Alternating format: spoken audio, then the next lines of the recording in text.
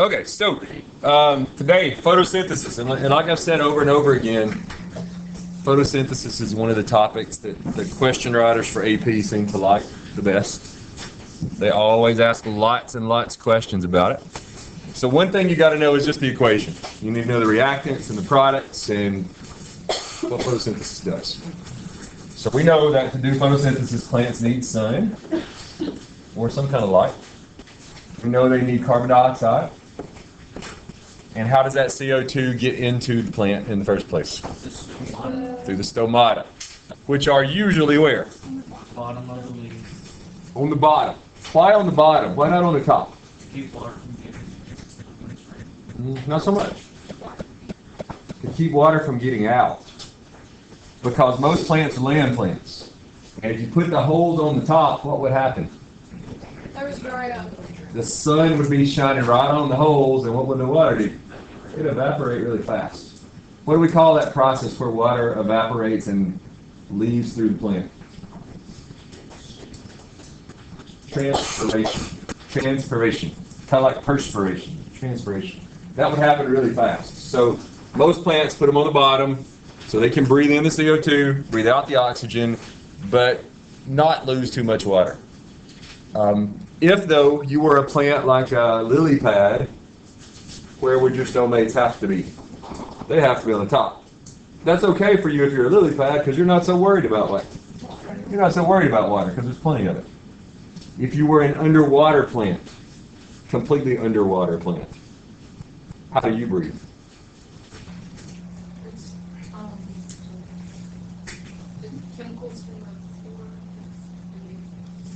Not quite. You can't have stomates if you're an underwater plant, right? Because you flood.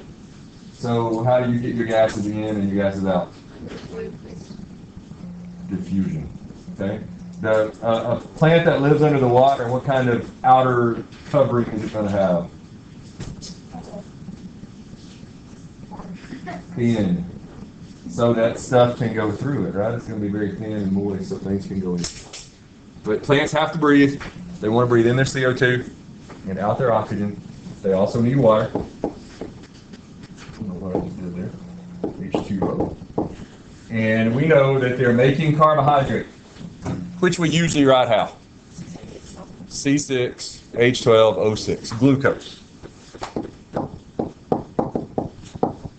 And then they need oxygen, which we have to write out. O2, because it's diatomic oxygen gas. So if we write it that way, we've got to balance it. Just leave it there. And the coefficients are 6 and 6 and 6. Now, sometimes instead of writing the glucose the way we wrote it, we might write it how? CH2O, which is like what kind of formula? It's empirical. It's like the reduced down formula. And if you write the glucose that way, if you write the sugar that way, you can lose those 6's, right? You don't need the 6's in your formula. So realize that if you ever see that, that is some kind of carbohydrate, some kind of sugar. Don't let that confuse you. Make sure you know the reactants for photosynthesis are light, carbon dioxide, water. And make sure you know the products are carbohydrate and oxygen. Do plants need oxygen gas? Yes. Because just like you, they have to do what? Cell respiration, aerobic respiration. They just happen to make more of it than they actually use up. Alright, so we know that the sun is the source of all the energy on Earth in one way or another. In general, autotrophs are like self-feeders, right? They're things that can make their own food. And by far the most famous way of being an autotroph is to do photosynthesis. We all know plants can do it. What else can do photosynthesis? Some bacteria, we call those bacteria cyanobacteria, and the protists that can do it we call what? What are the protists that can do photosynthesis? Algae. So those are our main photosynthesizers. In addition, we have another way to be an autotroph called chemosynthesis. And this is mostly done by what kinds of things?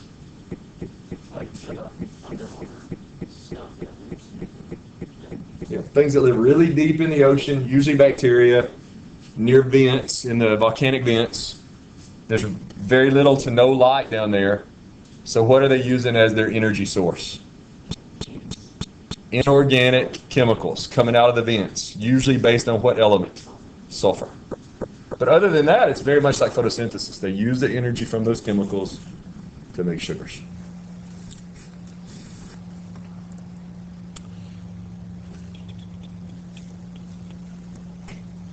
All right, let's talk about a chloroplast for a minute. We know the chloroplast, most of the chloroplasts in a plant are in what plant organ? The leaves. What are the other two organs of a plant? Stems and roots. Most of the chloroplasts are in the leaves. That's where almost all the photosynthesis happens. And in the cells of those leaves, you have chloroplasts. Here's one chloroplast. In each cell, there's a bunch of them, though, right? There's a bunch of these in each plant cell in the leaf. Remember that in the chloroplast, well, first of all, the chloroplast has two membranes, which might be some evidence that what happened? They were their own organism. Yeah, that it used to be its own organism way back in evolutionary time that got phagocytized and now is in a symbiotic relationship, essentially. But remember that inside that chloroplast, there are these little pancake-like sacs called thylakoids. And those are hugely important because what's there? That's where the chlorophyll's at. And it's where in the thylakoid? It's in the membrane. It's embedded in the membrane, so it's in the right order to work. It's embedded in a thylakoid membrane. The thylakoids are in stacks. Those stacks of thylakoids are called grana. And then the whole thing is filled up with this fluid called what? Stroma. That's chloroplast.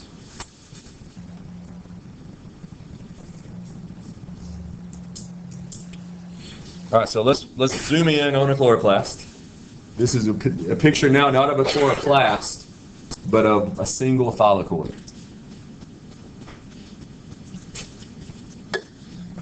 What's the first part of photosynthesis called? Light-dependent, sometimes called non-cyclic what? Photophosphorylation. Non-cyclic photophosphorylation. Let's talk about that for a minute. So, first of all, in that thylakoid, we have these groups of pigments. There's one big group right there, and one big group over here. Those are called photosystems. I told you to think of those like an array of what? Solar panels. It's their job to absorb light and convert it into a usable form for the plant. The photosystems are made up mostly of chlorophylls, but also of other pigments. What's the orange group of pigments called?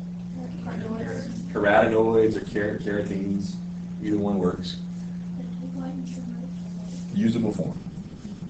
In the middle of each one of these groups of pigments, in the middle of each photosystem, is a molecule of chlorophyll A, and that molecule in the middle is called what? The reaction center. Reaction center. So let's just put a dot here and call that the reaction center, and we'll put one there and call that the reaction center. All the other pigments in that photosystem take energy, absorb it, and they funnel it, send it to this reaction center in the middle. Like so. Same thing over here.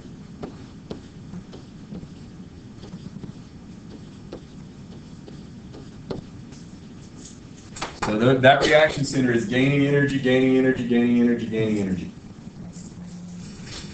As an atom, or in this case a molecule, gains energy, what starts to move around? Electrons. And which way do they tend to move? Yeah, but away from where? Away from the nucleus. They bump up different ways. Yeah, what's another word? Energy level. Energy levels. So you go from lower state energy levels to higher energy state levels. Until eventually this thing gains so much energy that what happens? Electrons shoot out. So this one loses some, and so does this one. And generally we think of it in pairs of how many? Pairs of two. Because what's the atom that's at the center of the chlorophyll molecule? magnesium, and it's in what group? The alkaline Alkaline earth, which is group 2, which means when it loses electrons, how many does it lose? It loses 2 at a time. Magnesium. Plants need lots of magnesium to make chlorophyll. Now, like we have on this picture, the photosystems are numbered backwards from what we think they ought to be, because they were numbered in the order they were what? Discovered. This picture is also misleading because it makes it look like there's only 2 photosystems on each solid void. Is that true? No, there's multiple groups of these on each solid void. This is oversimplification. What do we call it when something loses electrons, like these 2 reaction centers just did? Try again. Oxidation. They just got oxidized. So they lost it. They lost energy. They lost electrons. The electrons that leave photosystem 2 hop across a system of proteins that are embedded in the thylakoid membrane. Here, those are called the cytochrome complex. What else do we call it? The proteins in between photosystem 2 and photosystem 1. What's another name for cytochromes? Yeah, everybody here knows. How about the ETC? Electron transport chain. Cytochromes are the ETC. They transport electrons from 2 over to 1. So 1 lost 2 electrons, but then it gained 2 back. It's good to go. The 2 that it lost end up with a little bit of help from this enzyme here, NADP reductase, combining with NADP plus. What is NADP plus? What kind of thing is it? electron carrier. It's an electron carrier. We might call it an electron acceptor. We might call it an electron shuttle. Either way, its job is to take in these electrons. So what's happening to NADP plus? It's getting reduced, which means it's getting electrons added to it. But more importantly, it's getting what added to it? Energy. So we said this process that we're seeing right in here is like doing what? What are we doing to NADP plus here? We're reducing it, but it's like charging up what? A battery. So we're charging up a battery, and once we charge it up, we now have this stuff called NADPH, which is stored energy. Energy that originally came from where? It's from the sun. So this is the first product we want to think about, NADPH. In the meantime, over here at photosystem 2, it lost electrons.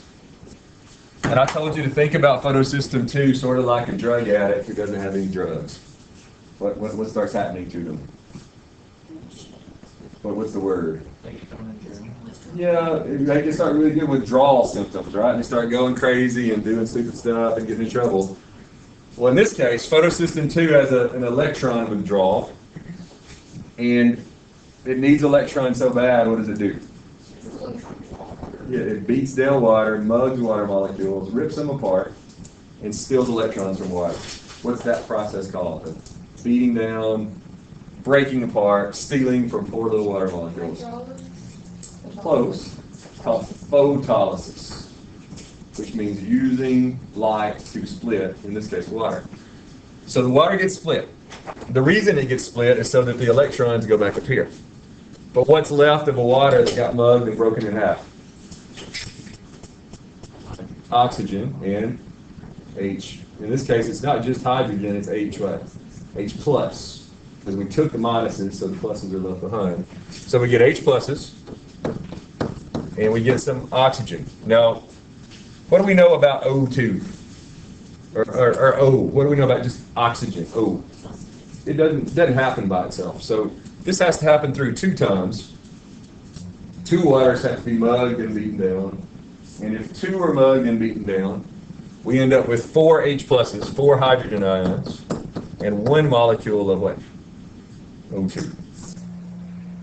What's another word for hydrogen ions? Protons. Just a proton. So in the middle of the thylakoid, we start building up some hydrogens. We'll come back to that in a minute. In the meantime, as the electrons are hopping across the ETC, their energy is used to power active transport. And what happens through active transport here? The proton force. Protons are pumped from the stroma out here into the thylakoid, even more protons. So we start building up more and more and more H pluses inside this little thylakoid, in the inner part of it. Sometimes we call that the lumen. And I told you before that this process of pumping more and more H pluses in is sort of like taking a rubber band and doing what to it? Stretching it. Because the more you stretch it, the more it wants to do what? It goes back. Well, the more hydrogens you pump in here, the more they want to do what? Get out. But they can't. Because what are they surrounded by? A membrane made of phospholipids, which are nonpolar and don't like ions, right? So they're stuck. So by building up this membrane, we're really storing what? Potential energy, chemical potential energy. And the more H pluses that get pumped in there, the more energy that's stored. Till eventually, this thing opens up. And this is ATP synthase. And it's a channel protein, also an enzyme. When it opens, these H pluses shoot out through it. And I use the word shoot because they move really fast because what? There's a big gradient, right? We built up this proton gradient or ion gradient or H plus gradient, however we want to say it. And these things really want to get out, so they shoot out. The enzyme part of this protein can take that energy and use it almost like one of those spinning water wheels and take the energy from those protons and put together ADP and P and that energy to make ATP. And I ran a lot of space there a little bit. Makes lots of ATP. What's this way of making ATP called? Chemiosmosis. Most important way to manufacture ATPs. It's using energy from a proton gradient to make ATP. You can make a lot of it that way. It happens in photosynthesis. It also happens where else? Cell respiration. So the light-dependent part of photosynthesis usually makes three main things. ATP and NADPH, both forms of, well, not necessarily electrocarriers, but forms of what? Stored energy. And then oxygen gas, most of which is going to end up where? Out through the stomates. Some of it will be used. Now, we define the photosynthesis as being the process of using light energy to make what? Chemical energy. Have we achieved that goal by this point in time? Or we haven't achieved it. Have plants achieved it? Yeah. This is chemical potential, and so is this. But the problem is, what Stella just said, ATP and NADPH are both what? Unstable. Which means plants can't store them. They can't transport them. All of this process is happening where in the plant? Which are where? The leaves. Well, the stems need energy, the roots need energy. So they have to be able to make some kind of energy that they can store and move. These can't be stored or moved very easily. So that's what part 2 is about. What's part 2 called? Calvin cycle, also like independent, used to be called what? The dark reactions. But the job of the second part is to take the ATP and the NADPH and essentially add that energy to what molecule? Before that. Carbon dioxide. To make what? Glucose. So that's what part 2 is about. We'll get to part 2 in a minute.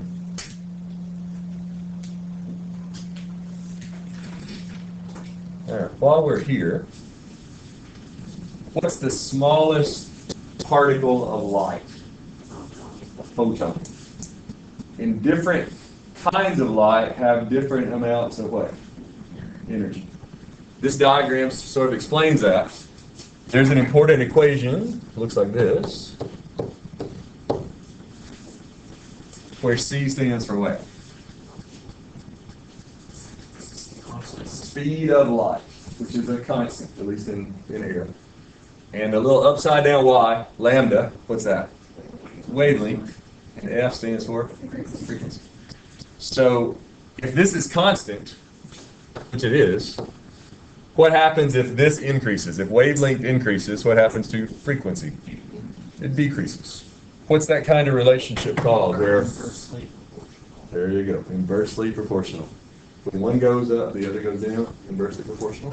So here we see the different forms of light listed from shortest wavelength down at the bottom to longest wavelength down at the top. So we could just as easily put an arrow this way and write increasing what? Frequency. So gamma rays have the lowest wavelength but the highest frequency. Radio waves have the longest wavelength but the lowest frequency. Which one of those two is directly proportional to the amount of energy in the photon? Frequency. So gamma rays per photon have way more energy than radio waves. Are there a lot of gamma rays in this ring right now? Hopefully not, because if there were, we'd be dead, right? Are there lots of radio waves in this ring right now? Yeah. And we're not concerned about that, because they don't have very much energy. Not enough to hurt you. In terms of the visible light, the light we can see, what color is going to be down here on the bottom of that little branch? Violet. And it's essentially going to go what pattern? How would we list the different colors of light? Yeah, Roy G. Biv, but in reverse, right? So VIBGYOR, right? Where this is violet down here, and where this would be red up here. So what does that mean about red light compared to, say, blue light? It has way less energy. Blue has way more per photon than red does. This we've seen several times. This is an absorption spectrum, or shows the kinds of light that chlorophyll is best at absorbing. And according to this diagram, whether you're talking about chlorophyll A or B, which are both on this diagram, chlorophyll is best at absorbing what? Look at the diagram. What's it best at absorbing? Bluish violet. And then it's second best at absorbing reddish orange, and it really stinks at absorbing greens and yellows, right? Okay. One reason we said that's true, probably, what colors of light does the sun give off the most of? Greenish yellows. So why aren't plants using those? They probably overheat. We said on first glance you would think plants ought to be what color? Black. That's why we know if something's black, what's it doing?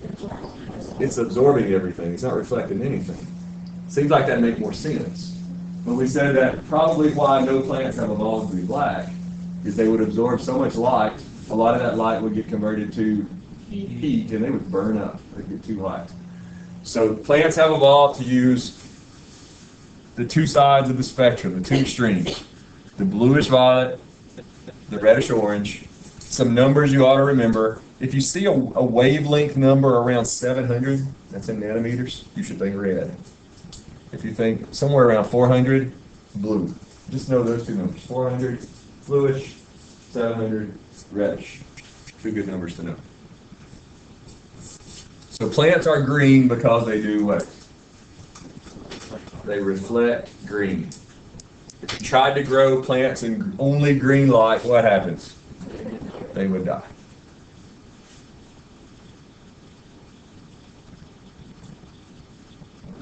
Steve talked about that. Quick reminder, the light reactions can happen two different ways. They can happen non-cyclically, which is what we just talked about a minute ago, non-cyclic photophosphorylation. In that non-cyclic pattern, why is what's happening in this picture called non-cyclic? What's moving but not moving in a circle? The electrons. They're essentially starting where? Water. to where? 2 across the ETC to 1, and eventually ending up in NADPH, right? It's non-cyclic. And it's called photophosphorylation because light is being used to do what? Phosphorylate what? What's getting phosphorylated? ADP in order to make ATP. So that's the most important way of doing the light reactions. There are a few plants, though, that in addition to doing this, also do a slightly different version of the light reactions, and it's called cyclic photophosphorylation. And it only involves which photosynthesis? It only involves one. And instead of the electron carriers carrying the electrons from one photosystem to another, in this case, the photosystem absorbs light, electrons get shot out, the electrons, ETC, carries them eventually back to where they started, just in a circle. That's why it's cyclic photophosphorylation. But if the electrons end up where they started, what's not going to be able to be made? NADPH, because you got to have electrons to make that. And there's no need to do what else? Break water. So what else isn't going to get made? Oxygen. But what is going to get made, because these electrons are moving, and because the energy from them is being used to pump hydrogens, ATP gets made. So this is another way to make ATP during photosynthesis. It can be made non-cyclically or cyclically. So this is happening in addition with the non-cyclic? Most plants are doing both of these processes at the same time.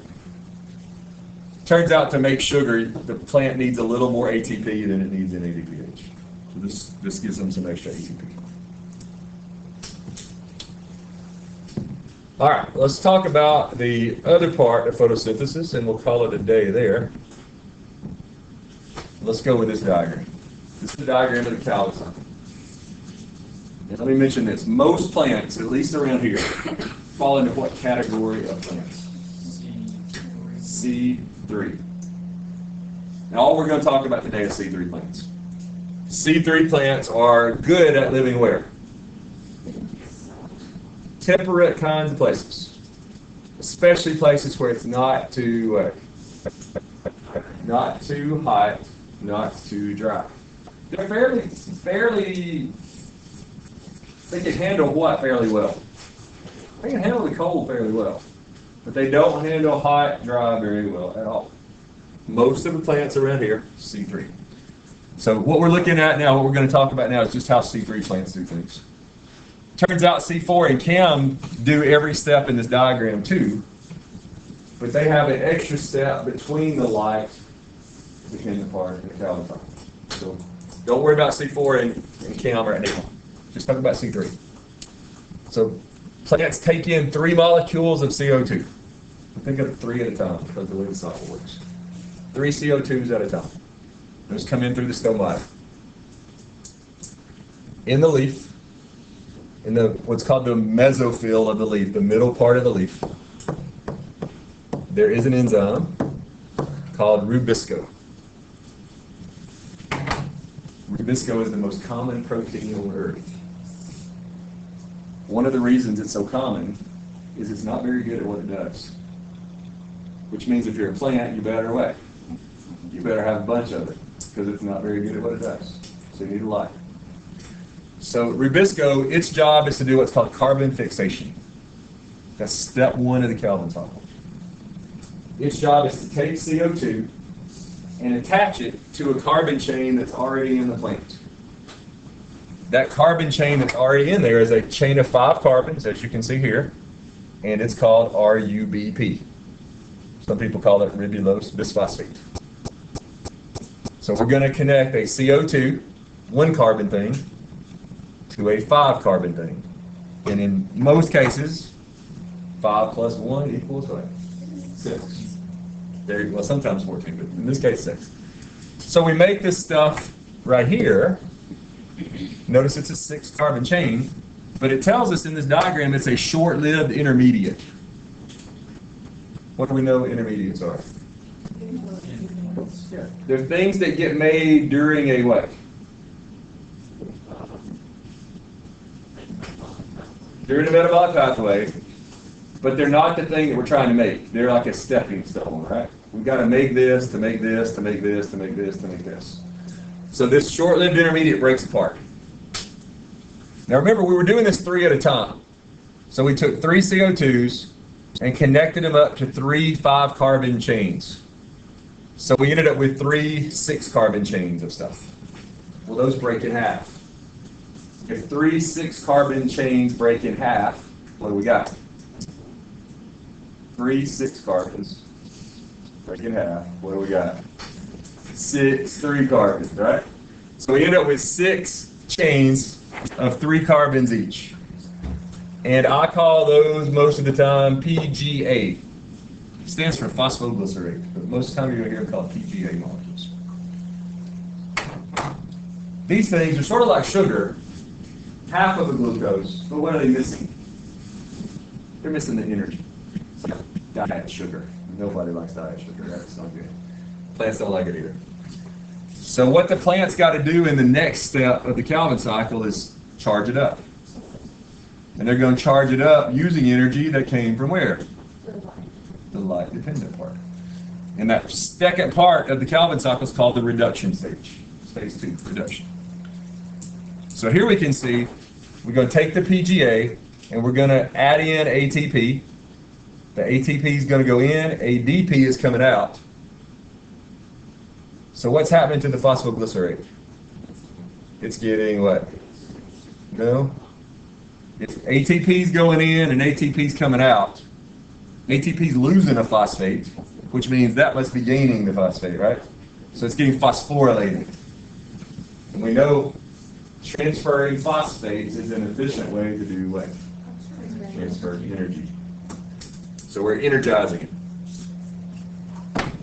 If we drop on down a step, next step, NADPH is going in, NADP plus is coming out.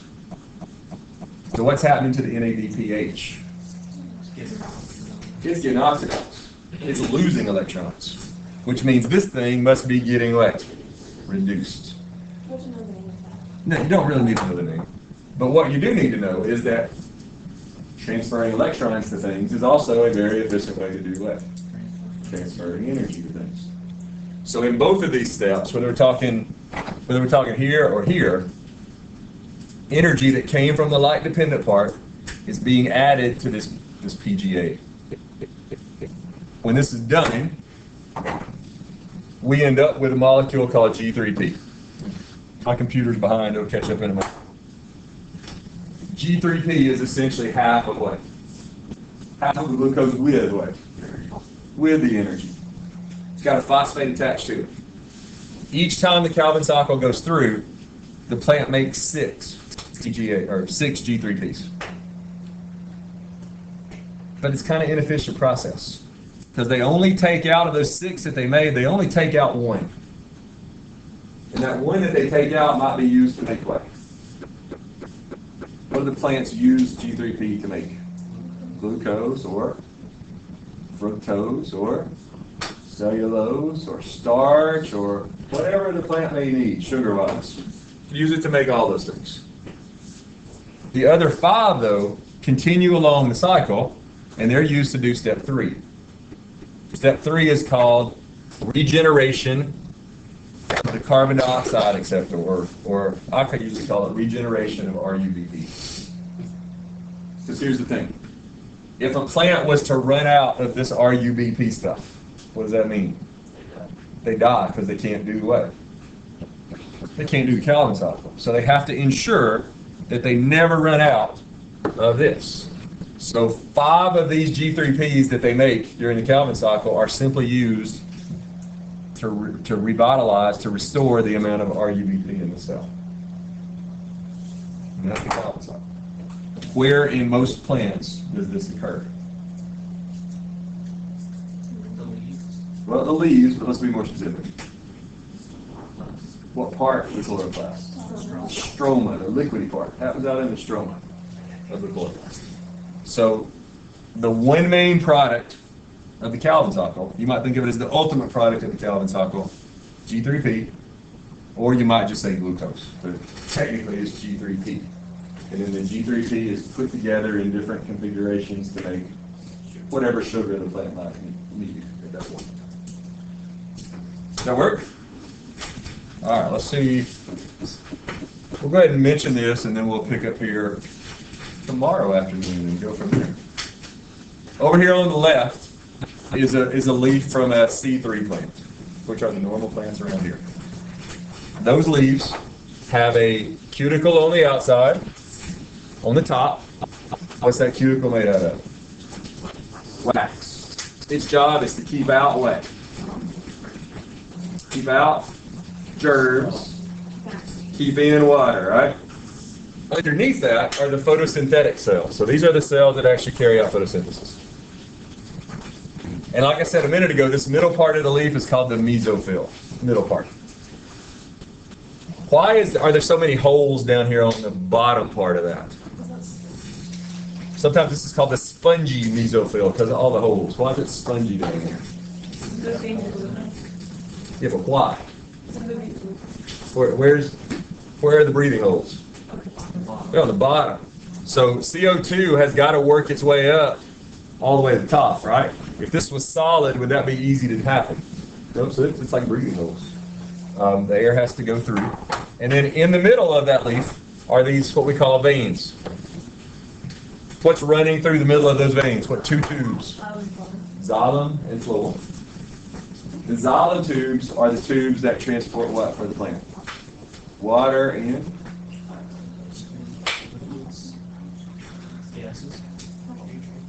things from the ground, which would be things like what? Like what mineral did we say plants need to make chlorophyll? Magnesium. They need some potassium. They need some sodium. They need some nitrogen, potassium, all kinds of stuff. That comes from the ground. And generally, which direction does xylem run in? Ground to up, right? Root toward leaf.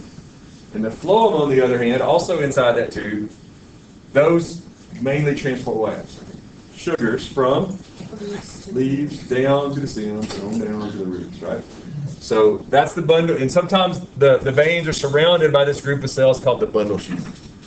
And what we'll pick up on tomorrow is that in C4 plants, the way this is all arranged is pretty different. And it's different in order to help them keep in what? What are C4 plants better at keeping in than C3 ones are? Water. It's a way to keep in water. Pick up there tomorrow. I need that. Okay, Draven's got the sign and sheet. Good.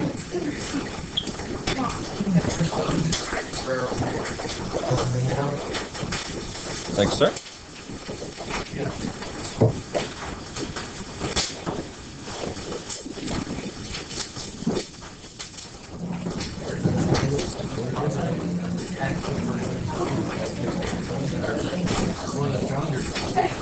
I can't believe I left that shirt.